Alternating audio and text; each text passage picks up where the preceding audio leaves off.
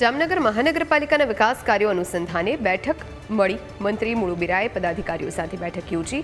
પર્યાવરણની જાળવણી, waste to energy plant, સાફ સફાઈ અંગે ચર્ચા કરાઈ। શહેરના વિકાસ કાર્યો અને લોકમેળાના આયોજન અંગે વિસ્તૃત ચર્ચા।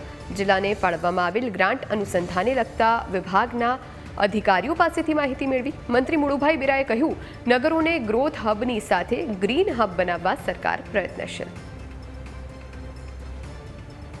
આજે જામનગર મહાનગરપાલિકા નજીક ખાસ કરીને વિકાસના કાર્યો છે એની સમીક્ષા કરી। અહીંયા અલગ અલગ જે કેન્દ્ર અને રાજ્ય સરકારની ગ્રાન્ટો મળતી હોય છે એમાં જે રીતના કામો છે એનો પ્રોગ્રેસ ની સમીક્ષા કરવામાં આવી।